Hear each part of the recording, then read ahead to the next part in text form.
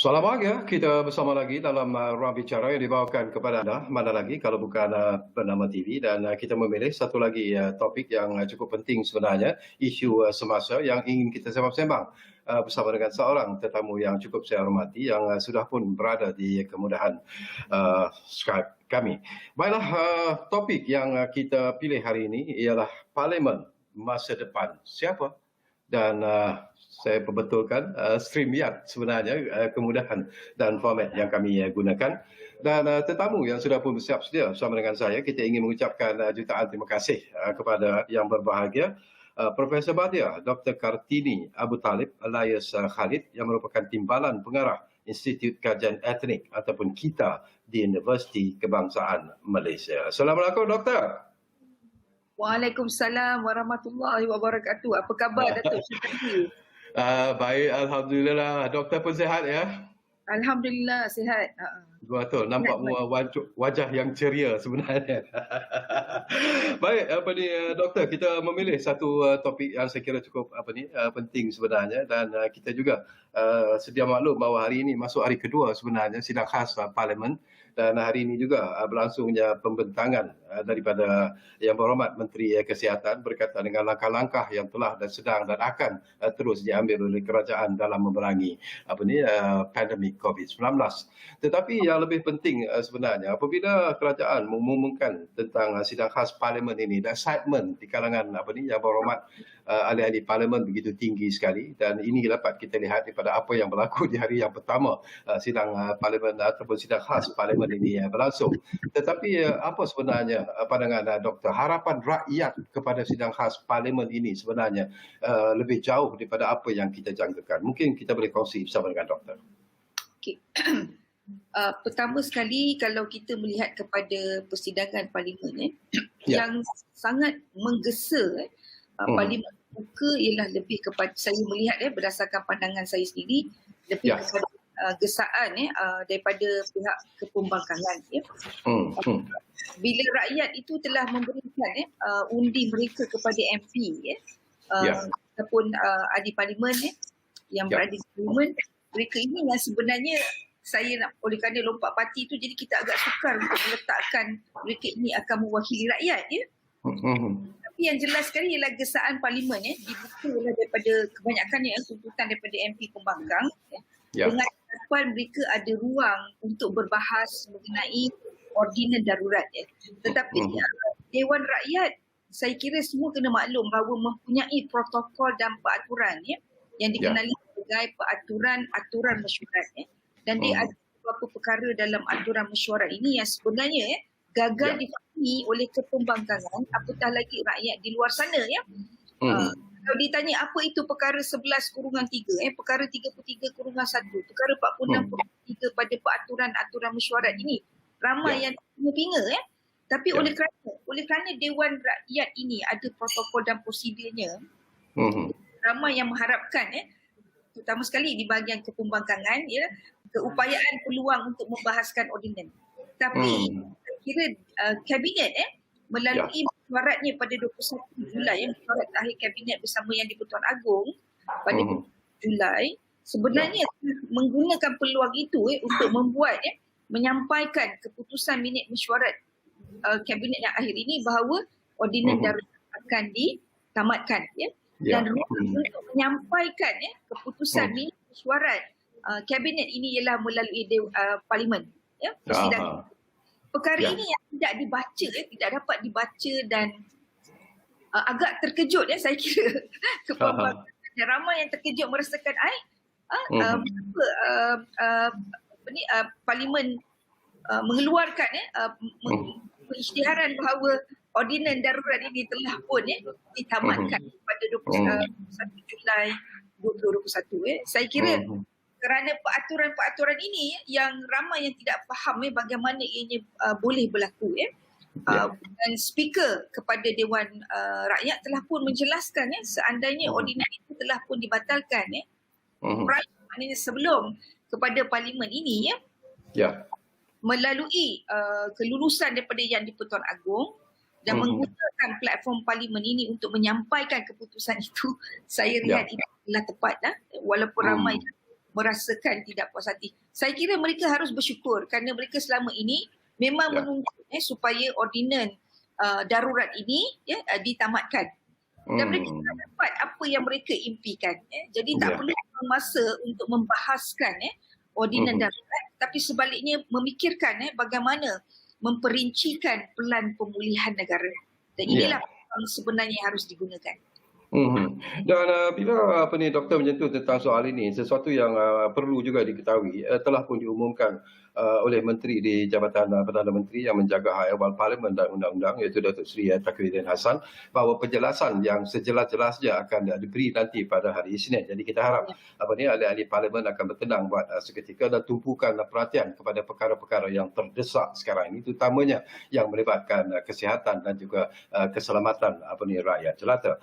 Tetapi dari segi reaksi yang berlaku, apakah doktor sendiri melihat bahawa dari segi pendekatan yang dilakukan oleh ahli Parlimen ketika bertanya soalan, ketika mengeluarkan kenyataan-kenyataan yang kadang-kadang kelihatan dan kedengaran begitu sinis dan sebagainya, apakah ini amalan yang masih lagi nampaknya berterusan dilakukan oleh ahli-ahli Parlimen kita? Secara jujur, saya ingin dapatkan pandangan doktor dalam isu ini.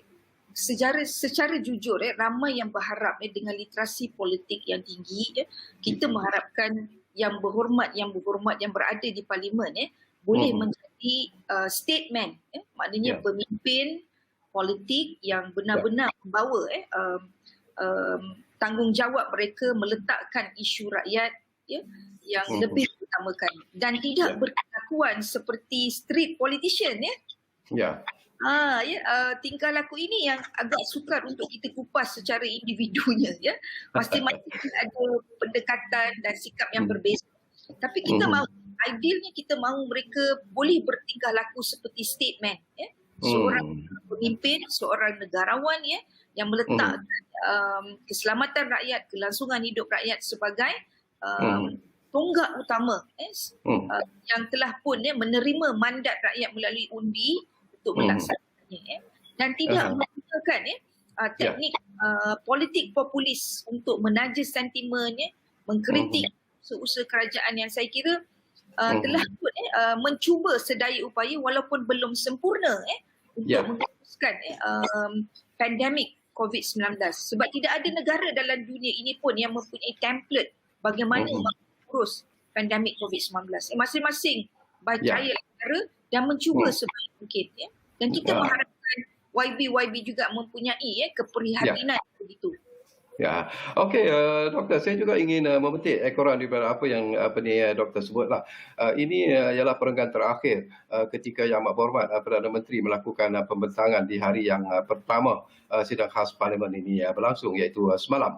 Dan beliau menyebut bahawa benar kerajaan tidak sempurna, tetapi apa yang benar juga ialah kerajaan hari ini tidak berpeluk tubuh membiarkan rakyat menderita, malah sentiasa bergerak dan bertindak untuk menyelamatkan nyawa dan kehidupan rakyat.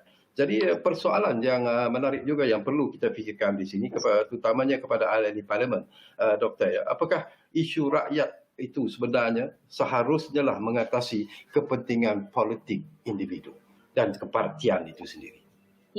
Idealnya saya kira begitu dalam keadaan konflik yang kita lihat antara kepembangkangan dengan kerajaan, saya tak guna istilah adversarial sebab saya kira di Malaysia ini agak unik yang berlaku ialah kepembangkangan dan kerajaan kerana yang duduk di barisan pembangkang kebanyakannya juga serpihannya daripada induk yang sama jadi dari situ saya andaikan secara ideal memang kita mahu mereka mampu berupaya menggalas tanggungjawab tapi namun begitu bila kita kata man being a political animal, mereka kadang-kadang merentasi batas untuk melihat sejauh mana mereka meletakkan kepentingan dan tanggungjawab rakyat itu di hadapan.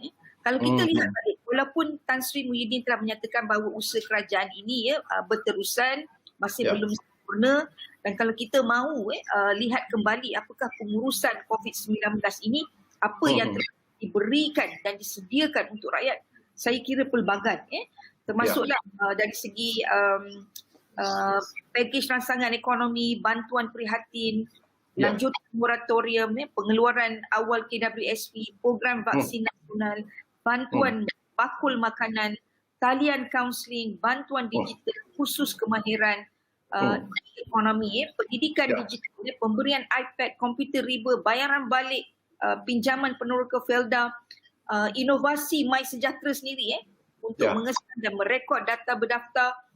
Saya kira ruang yang telah diberikan oleh kerajaan itu insentif, usaha, inovasi, semuanya baik untuk diurus.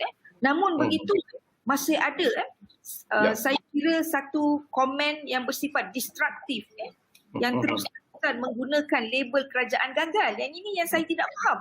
Mengapa ada satu tekanan kalau sekali dua mengkritik itu tak apa. Tapi kalau seringkali menggunakan kerajaan gagal again and again, it become very abusive. Tidak lagi dilihat sebagai komprehensif tapi very destruktif. Dan perkara inilah yang saya kira tidak wajar berlaku. Di sinilah yang kita lihat pembangkang harus mengubah teknik dan strategi mereka daripada bersifat destruktif kepada pembangkang prihatin. Bila doktor sebut tentang persoalan ini pun penting doktor. Saya juga nak dapat pandangan doktor secara ikhlas lah. Ada juga yang berpandangan bahawa mungkin apa yang berlaku ini bukan baru sebenarnya di Parlimen terlebih dahulu pun perkara yang sama berlaku. Apakah kerana ahli-ahli Parlimen terutamanya daripada parti pembangkang sendiri datang dengan niat yang sudah pun tertanam dalam diri mereka. Yang pertama ialah serangan yang harus dilakukan terhadap kerajaan yang sedia ada. Yang kedua ialah nak menumbangkan kerajaan yang sedia ada. Jadi apakah itu niat itu sebenarnya yang bermain dan yang mengakibatkan mereka kadang-kadang mengambil tindakan-tindakan yang tidak wajar, yang tidak terfikir oleh kita sebagai rakyat biasa sebenarnya. Doktor? Okey. Kalau saya lihat kepada kepembangkangan, apa yang mereka itu ialah grievances, kepedihan dan kesedihan bahawa mereka telah gagal dalam tempoh 2 tahun yang diberi oleh rakyat. Kalau kita lihat kepada pilihan raya 2018, kita pun tahu bahawa perubahan kerajaan ini dapat diterima dengan baik oleh rakyat. Dapat diterima dengan baik kerana tidak ada konflik berdarah, tidak ada demonstrasi yang menentang kewujudan kerajaan baru. Kebanyakan menyokong government of the day, Pakatan Harapan. Namun bila masa Tun Mahathir meletak jawatan, that's it. Itulah kegagalan sebenar Pakatan Harapan yang telah pun diberi mandat oleh kerajaan, oleh rakyat untuk terus memimpin. Tapi oleh kerana faction, kerana ketakmakan kepada kuasa, sering kali menuntut supaya peralihan kuasa diberi oleh Tun M kepada Datuk Seri Anwar sebagai ketua pembangkang. Perkara ini sebenarnya dilihat akhirnya menumbangkan Pakatan Harapan sendiri. Maka kesedihan, keperitan, in denial, menolak bahawa mereka itu telah gagal. Mereka menggunakan peluang dalam keadaan negara berdepan dengan cabaran besar pandemik COVID-19 untuk terusan menghentam usaha kerajaan. Dan pada saya adalah tidak adil. Ini adalah tidak adil kerana kita berdepan dengan musuh semua, iaitu virus corona, COVID-19 ini. Dan virus ini tidak mengenal parti, tidak mengenal parti politik, tidak mengenal ahli politik, tidak mengenal apa. Jadi apa yang kepembangkangan perlu buat, mengubah kempen yang bersifat destruktif kepada pembangkang prihatin, mereka boleh merencanakan sesuatu. Kalau kita ada 222 MP Parlimen, di peringkat DUN kita ada lebih 576, mereka boleh dikerahkan untuk melihat apakah bantuan tambahan yang sesuai di kawasan masing-masing. Keperluan rakyat atau pengundi kawasan yang boleh disampaikan. Inilah peluang mereka untuk menunjukkan bahawa mereka adalah YB yang boleh bertindak dan berperanan sebagai statesman dan bertanggungjawab kepada rakyat. Kerana semuanya mengakui bahawa COVID-19 bukan musuh Perikatan Nasional sahaja, musuh semua. Dan kita boleh menggunakan platform virus ini sebagai suatu kesempatan untuk meningkatkan insentif dan usaha kerajaan yang terus-terusan berusaha untuk memastikan keselamatan dan kelangsungan hidup rakyat boleh diteruskan.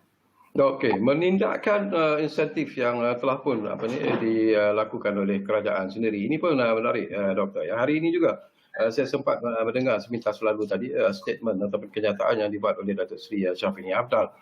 Dan beliau menyentuh tentang apa yang doktor sebutlah tentang pakej-pakej rangsangan ekonomi yang dilakukan oleh kerajaan, tentang bagaimana kita menghadapi serangan ataupun COVID-19 ini secara keseluruhannya. Tetapi dari segi keuangannya, beliau mempertikaikan kerana kerajaan terpaksa ataupun terus membelanjakan satu jumlah kewangan yang cukup besar, dan itu mungkin akan memberikan satu impak yang teruk kepada ekonomi negara. Jadi pandangan doktor dalam persoalan ini, Dok. Okey.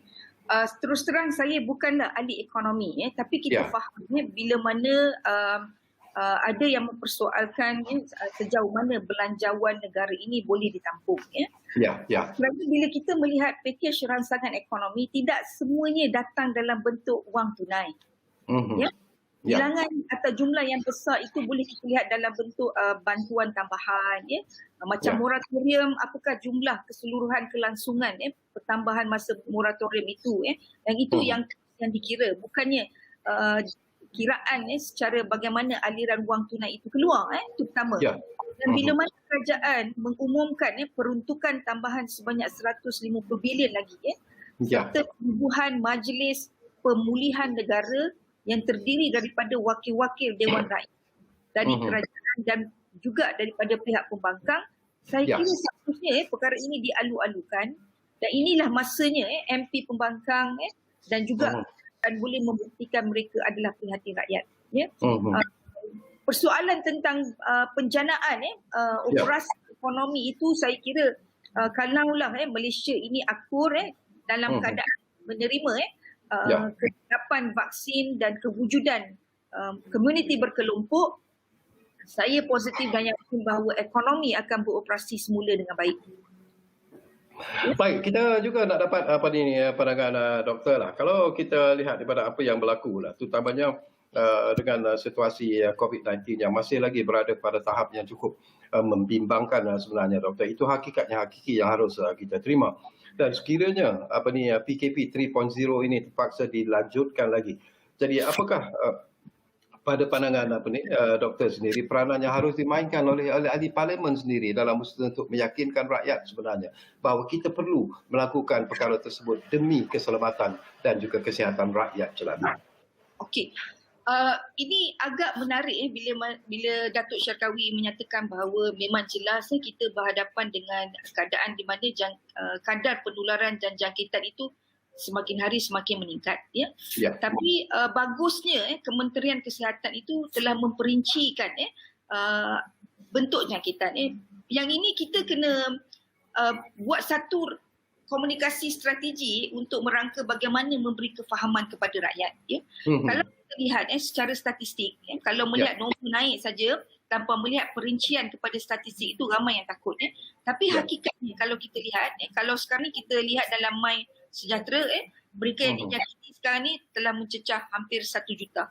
Tapi namun begitu, kalau diperhatikan, mereka yang sembuh juga adalah ramai, tinggi, 80 ke 90%. 853,000 yang dijangkiti sembuh, dan mereka yang kadar kematian di Malaysia secara relatifnya masih lagi kurang, di bawah 1% daripada jumlah keseluruhan mereka yang dijangkiti. Jadi di sini saya lihat untuk kefahaman mereka di luar sana, strategi komunikasi dan bagaimana memahamkan rakyat tentang mereka yang dijangkiti ini walaupun tinggi, tetapi namun begitu perincian kepada tahap severity, tahap 1, tahap 2, tahap 3 juga boleh meyakinkan kita untuk melihat bahawa keadaan ini masih lagi terkawal. Keadaan ini masih lagi terkawal. Saya boleh gunakan istilah terkawal di sini. Dan apa yang perlu dilakukan ialah bagaimana melihat dalam jangka masa pendek usaha untuk melandaikan jumlah peningkatan mereka yang positif ini dan memastikan mereka yang sembuh juga adalah tinggi. Strategi komunikasi kita juga harus kekal kepada SOP. SOP ini yang sebenarnya pada gelombang yang kedua itu ramai yang saya kira telah mengambil ringan terhadap virus. Ramai yang keluar berjimba Shopping semua saya melihat ada yang berani keluar bawa anak-anak kecil agak menghairankan saya kerana mungkin mereka tak nampak virus ini benar pertama namun ini bukanlah masa untuk menunding jari melihat yang salah tetapi bagaimana strategi untuk memastikan bahawa usaha pelan pemulihan negara yang akan dilaksanakan secara berperingkat dan berfasa ini boleh dilakukan dengan jayanya.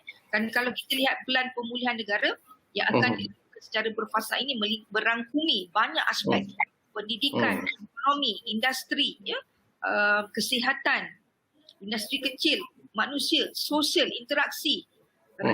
Semuanya telah diambil kira dalam pelan pemulihan negara.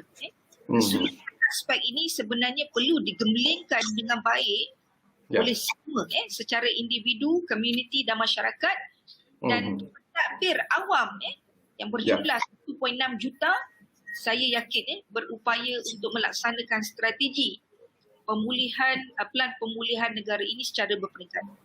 Saya suka bila doktor sebut tentang pelan pemulihan negara. Ini pun satu isu yang cukup penting sebenarnya dan mungkin ahli-ahli parlimen juga tak kiralah daripada parti mana yang mereka wakili. Mereka juga perlu memberikan pandangan-pandangan yang bersifat konstruktif sebenarnya. Pandangan-pandangan yang bersifat membina.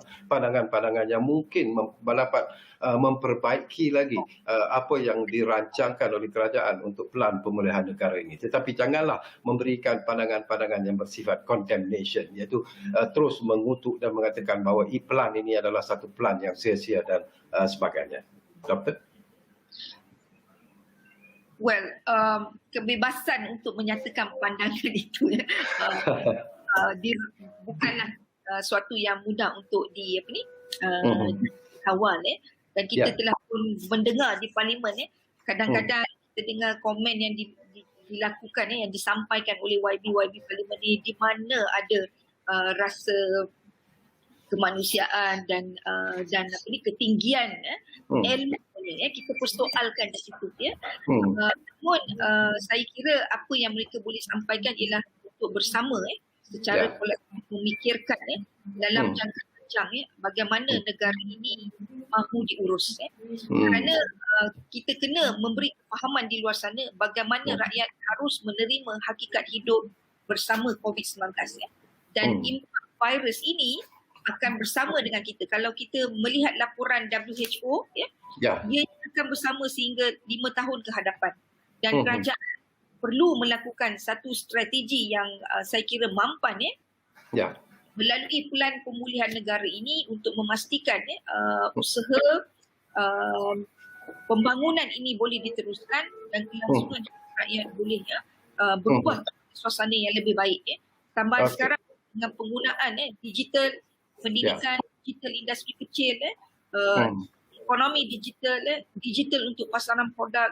Walaupun kerajaan telah menyediakan, saya kira skim untuk melatih perusahaan kecil dan sederhana untuk mahir dalam digital ekonomi, menerusi community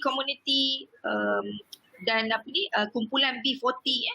Jadi bagaimana kita nak memastikan usaha untuk mereka menerima hidup bersama COVID-19 ini menjadi ala bisa tegal biasa. Mungkin bila mana komuniti berkelompok telah dicapai, kurang-kurangnya 80 ke 90%, usaha ini akan berjaya dicapai. Saya sangat positif dan optimis dengan apa yang dilakukan kerana kalau kita buat kajian secara perbandingan rantau Asia Tenggara di kejiranan kita tak payah pergi melihat jauh Thailand, Filipina, Indonesia tidak ada yang boleh menyampaikan bantuan package yang itu banyak dan besar seperti mana Malaysia.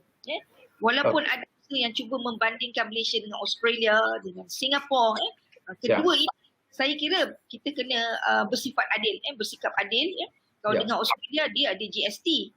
Kalau kerajaan dia boleh menyampaikan bantuan tunai berterusan dan konsisten kepada rakyat, kita kena tanya balik. Kenapa kita harus GST satu ketika dahulu?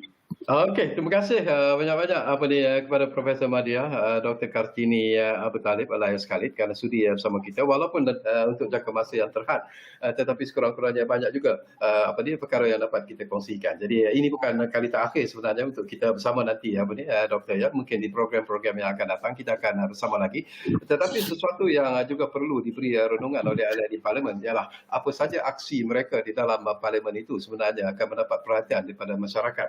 Sebab itulah kadang-kadang apa yang berlaku dalam parlimen itu diviralkan dengan sedemikian rupa dan ini menjadi contoh yang tidak baik sebenarnya terutamanya kepada generasi muda. Jadi itu kita harap akan dapat difahami oleh ahli di parlimen. Baiklah, kita berpisah dulu dari udara buat kali ini, tetapi jangan lupa kita masih lagi berjuang menentang COVID-19. Kita jaga keluarga kita dan yang penting juga jangan lupa kita jaga negara kita. Jumpa lagi. Assalamualaikum.